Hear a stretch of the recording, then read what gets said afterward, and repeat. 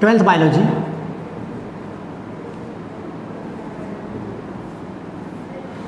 कल मैंने बताया था कि एस ब्लिश नाम के साइंटिस्ट ने यह बताया था कि मेंडल ने जो जीन डिस्कस की थी एक्सपेरिमेंट को लेके, वो कितने क्रोमोसोम पे प्रेजेंट थी? 4 क्रोमोसोम पे। कितने पे? 4 क्रोमोसोम के ऊपर प्रेजेंट थी। फर्स्ट ऑफ ऑल, जो क्रोमोसोम फर्स्ट था, क्रोमोसोम फर्स्ट, उस पे जो जीन मौजूद थी, किस किस कैरेक्टर के लिए मौजूद थी? कोटिलेडन के कलर के लिए या सीड कलर के लिए। सेकंड, सीड कोट कलर के लिए जीन थी। And third one, flower colour, flower colour. In 3 character के लिए जो जीन मौजूद थी वो कहाँ पे मौजूद थी? फर्स्ट क्रोमोसोम के ऊपर। जो क्रोमोसोम 4 था उसके ऊपर जीन थी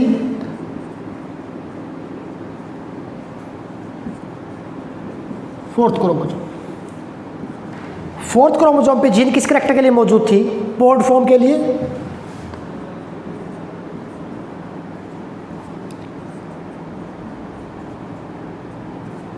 फ्लावर की पोजीशन के लिए, एक्सियल और टर्मिनल जो मैंने बताया था। एंड थर्ड वन, स्टेम की लेंथ के लिए।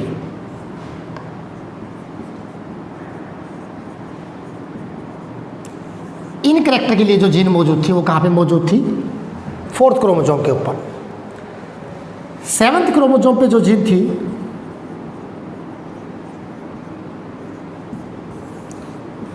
वो किस कैरेक्टर के लिए थी? सीड की फॉर्म के लिए। सीड की फॉर्म के लिए। और क्रोमोसोम 5th पे जो जीन थी वो थी पॉड कलर के लिए।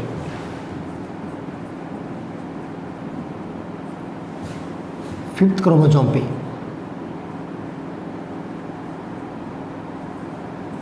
वो किसके लिए थी? पॉड कलर के लिए।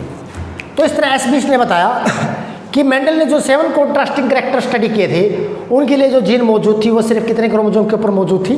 4 कलर के ऊपर।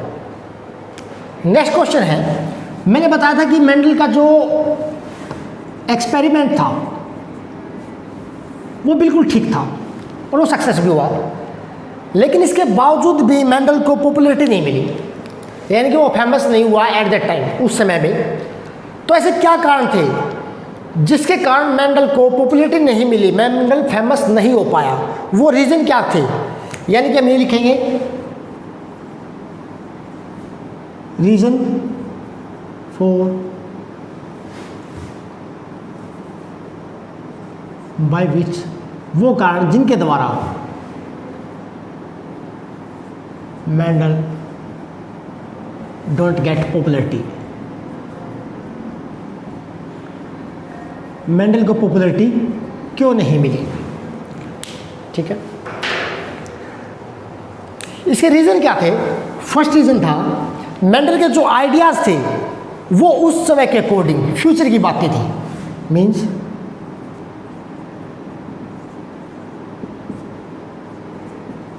Mendel ideas of heredity is are end of that time, उस टाइम के अकॉर्डिंग मेंडल के जो आइडिया थे हेरिडिटी के बारे में वो क्या था? फ्यूचर की बातें थी, यानी कि उस टाइम के अकॉर्डिंग मेंडल की बातों को समझ पाना क्या था? मुश्किल था। Second,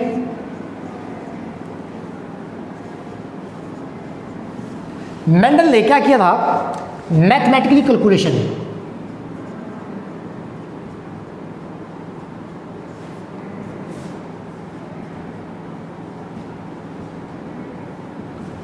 mathematically calculation to solve a biochemical phenomena,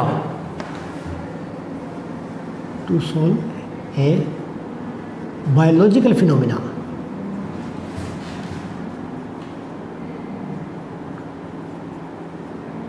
दूसरी बात ये थी कि एक बायोलॉजिकल चीज़ को, बायोलॉजिकल फिनोमिना को एक्सप्रेस करने के लिए मेंडल ने किसका सहारा लिया?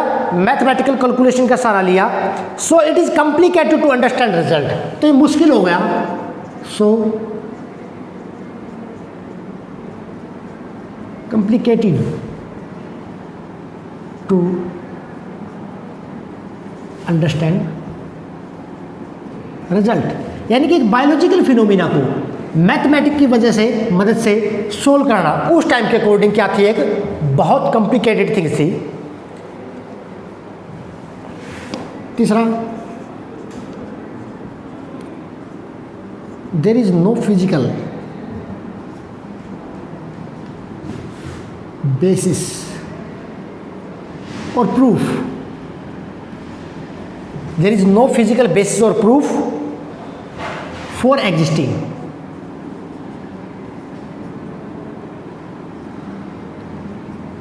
फैक्टर।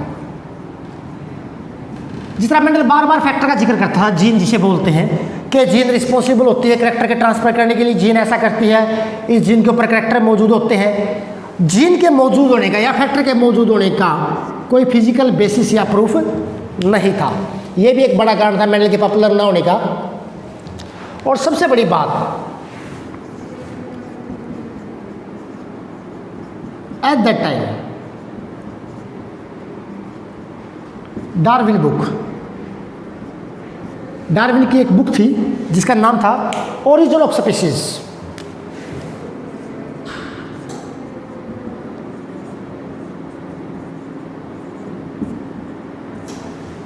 डार्विन ने एक बुक लिखी थी ओरिजिन ऑफ स्पीशीज, एवोल्यूशन को लेके।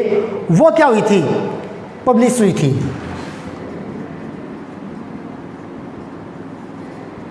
एंड जो भी साइंटिस्ट थे वो बिजी थे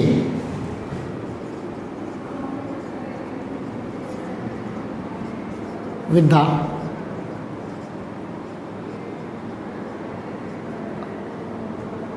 discussion of this book.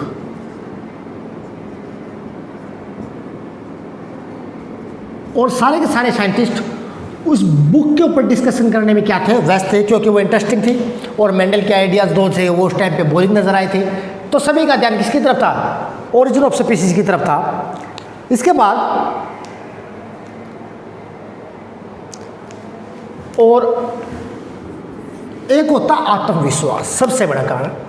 Mendel खुद को भी कन्विंस नहीं कर पाया, किसके लिए? कि अपने रिजल्ट को यूनिवर्सल कर दे, क्योंकि उसको खुद को विश्वास नहीं था कि ऐसा हो गया या नहीं हुआ। यानी कि Mendel also could not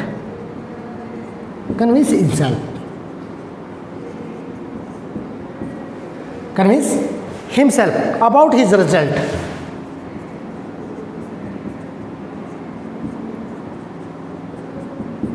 being universal.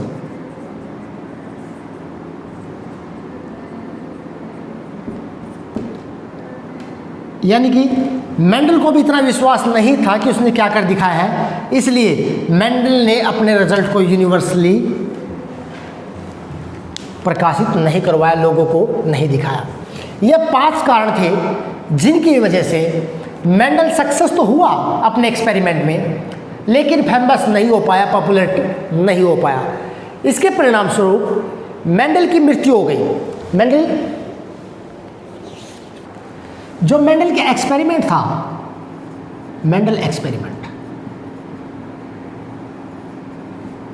वो पब्लिश करवाया गया।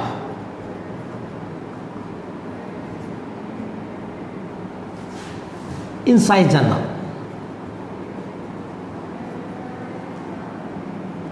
साइंस की एक पत्रिका के अंदर, और उस पत्रिका का नाम क्या था? Nature for the sequencer variant.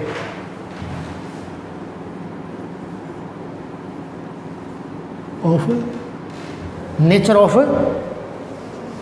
सिक्वेंजर variant.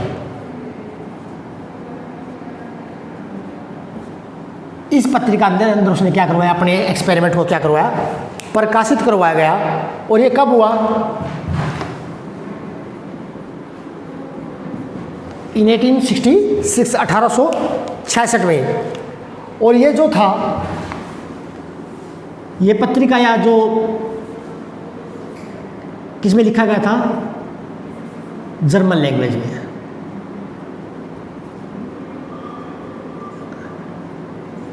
किस लैंग्वेज में लिखा गया था? इन जर्मन लैंग्वेज में। और इसको जो प्रकाशित करवाने वाली सोसाइटी थी उसका नाम क्या था? Natural history society.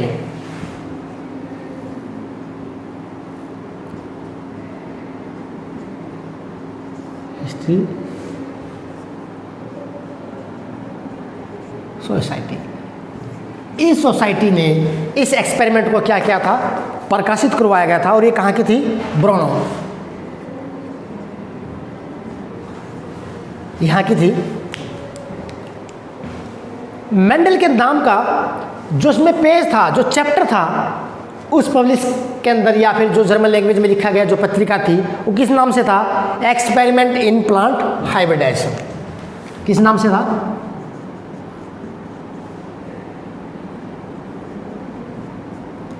Experiment in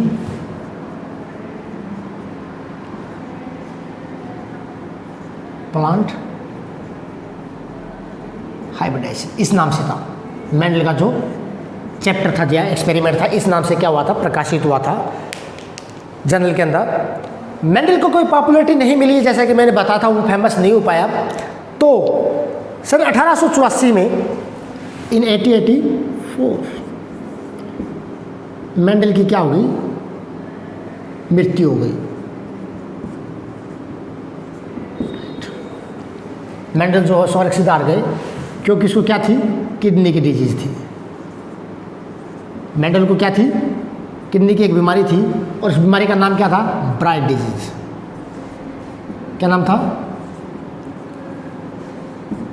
bright disease. यानी कि 1884 में ब्राइट डिजीज के कारण मेंडल की क्या हो गई? मृत्यु हो गई। मेंडल की मृत्यु के 16 साल बाद, आफ्टर 16 ईयर्स, आफ्टर 16 ईयर, यानी कि सन 1900 के अंदर, मेंडल की मृत्यु के 16 साल बाद मेंडल का जो एक्सपेरिमेंट था, मेंडल एक्सपेरिमेंट को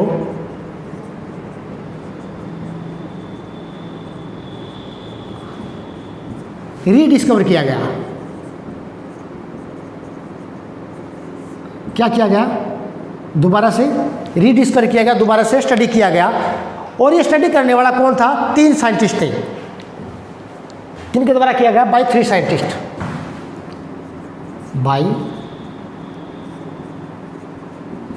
3 साइंटिस्ट, इंडिविजुअली, अलग अलग ग्रुप से।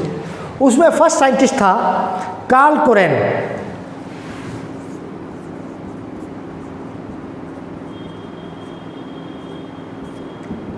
क्या नाम था? कार्ल कोरेन, जो कहाँ का रहने वाला था? जर्मनी का।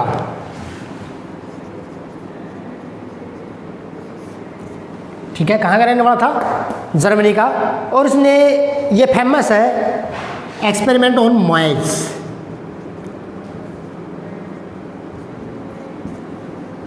मक्का के ऊपर इसने एक्सपेरिमेंट किए बहुत ज़्यादा। ठीक है। दूसरा साइंटिस्ट जो था उसका नाम था हुगो डी ब्राइस।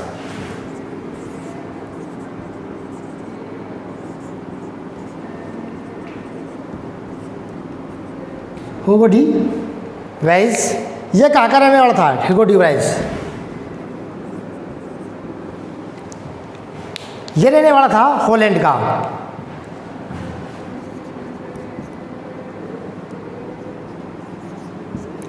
इसने किसके ऊपर एक्सपेरिमेंट किया था? Experiment on evening प्राइमोज।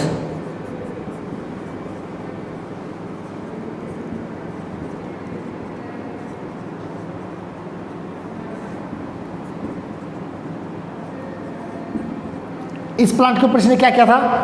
एक्सपेरिमेंट किए थे, और अलग अलग फ्लावर प्लांट के ऊपर, या इसने मेंडल के रिजल्ट को रिपब्लिश करवाया था किसके अंदर? फ्लोरा मैगजीन के अंदर।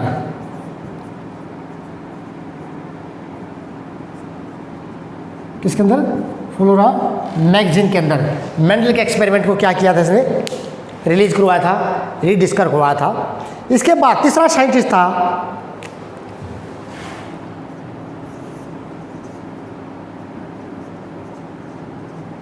Etch von टिस्मॉक smack सिनेज। क्या नाम था, टिस्मॉक सिनेज।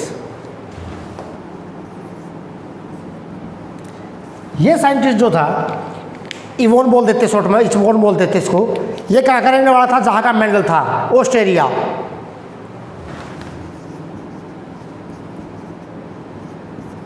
ठीक है, कहाँ का रहने वाला था, ऑस्ट्रेलिया का।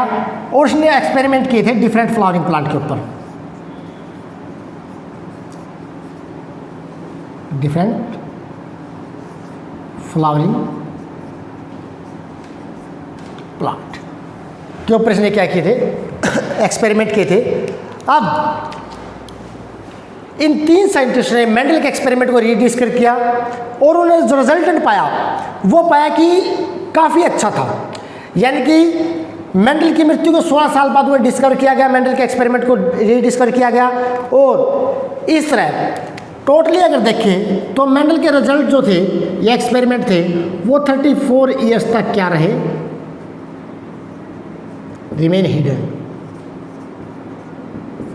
मेंडल के एक्सपेरिमेंट क्या रहे, छुपे हुए रहे लोगों की नजरों से।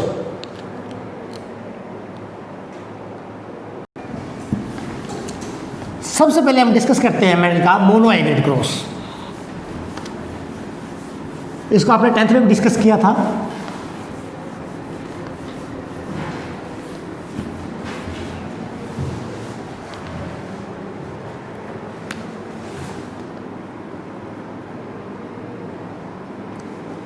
Mono hybrid cross. Mono hybrid cross का मतलब क्या है, मोनो मीन्स एक, हाइब्रिड मतलब हाइब्रिड, यानी कि जिसमें एक हाइब्रिड बनता हो, जिसमें एक हाइब्रिड बनता हो, यानी कि ऐसा cross, the cross in which we study the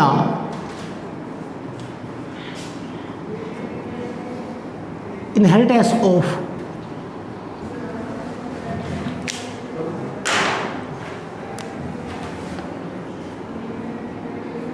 one contrasting character।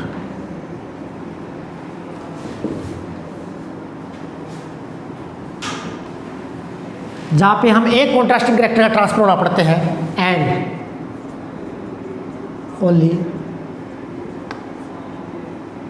One hybrid is form, और एक ही हाइब्रिड बनता है।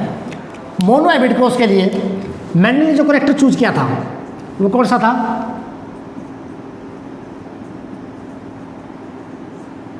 प्लांट की लेंथ। प्लांट की लेंथ को लेकर मेंडल ने 2 प्रकार के प्लांट सेलेक्ट किए थे, एक प्योर टाल और दूसरा प्योर डवार्फ। प्योर टाल को रिप्रेजेंट किया था कैपिटल टी से, और प्योर डवार्फ को रिप्रेजेंट किया था स्मॉल टी से। अब देखिए ये पेज में मौजूद है। जब भी गेमेट्स बनाते हैं 2 small T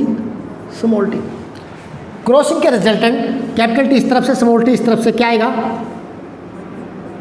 capital T small T. और इसको क्या बोला गया था, F1 जनरेशन। क्या बोला गया था, F1 जनरेशन। जो F1 जनरेशन आई थी वो सारे के सारे क्या आए थे, हाइब्रिड टोन। सारे के सारे क्या आए थे, हाइब्रिड टोन। इसके बाद क्या निकालनी थी हमें, F2 जनरेशन निकालनी थी। और F2 जनरेशन निकालने के लिए मेंडल ने एक्सपेरिमेंट किया, क्या बोला था, सेल्फ पोलिनेशन। मीन्स F1 की क्रॉसिंग और किसके साथ, F1 के साथ। यहाँ पे F1 हमारा क्या था, कैपिटल टी स्मॉल टी, दूसरी तरफ भी क्या, कैपिटल टी स्मॉल टी, इनके बीच में क्रॉस कराएंगे, इसके दो गैमेट्स बने, कैपिटल टी स्मॉल टी, इसके भी दो बने, कैपिटल टी स्मॉल टी।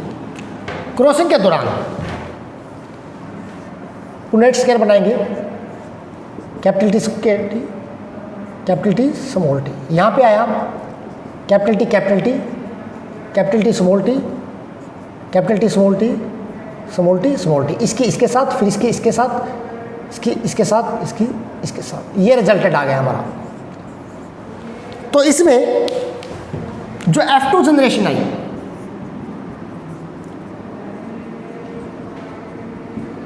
उसमें आए जो कैपिटल टी है वो क्या है, प्योर टोन। कितने आए, एक। Capital T small T hybrid tone, कितने आए, दो। Last one small T pure dwarf, कितना, एक। तो सबसे पहले इसके अंदर हम क्या देखेंगे, फिनोटाइप और जीनोटाइप रेशियो, F2 जनरेशन का फिनोटाइप और जीनोटाइप रेशियो। अब फिनोटाइपिक रूप से देखते हैं हम, फिनोटाइपिक में क्या बोला था मैंने, एक्सटर्नल अपीयरेंस। जब एक्सटर्नल अपीयरेंस की बात आती है तो हम हाइब्रिड वर्ड को भूल जाते हैं, सिर्फ क्या गिनेंगे, टॉल। टॉल कितने हैं, 3, और डवार्फ कितना है, 1। तो 3:1, 3:1 क्या आया, फिनोटाइप रेशियो। क्या आया, फिनोटाइप रेशियो किसका, मोनो हाइब्रिड क्रॉस का। और जीनोटाइप रेशियो देखते वक्त क्या करते हैं हम,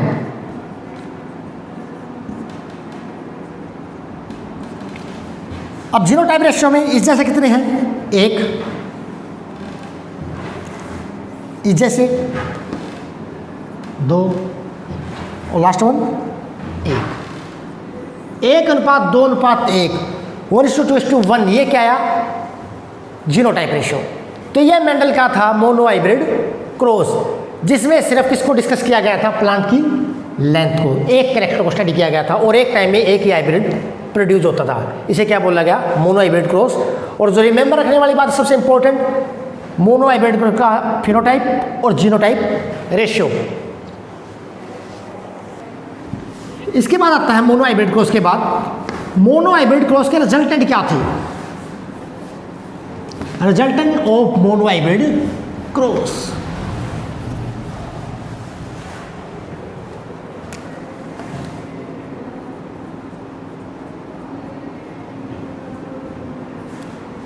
ऑफ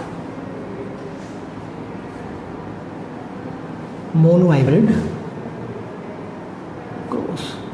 जो मोनो हाइब्रिड क्रॉस था, इसका रिजल्टेंट क्या था, रिजल्टेंट कुछ लॉ दिए थे जो इंपॉर्टेंट थे। सबसे पहले था law of paired factor,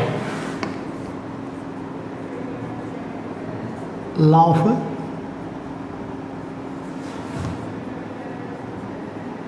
paired factor. Paired का मतलब क्या होता है, जोड़ा। According to the law of paired factor, every gene genetic character जो है control by pair of unit factor.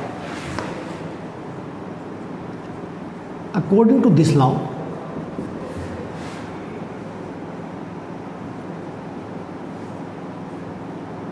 every genetic character, every genetic character is controlled by a pair of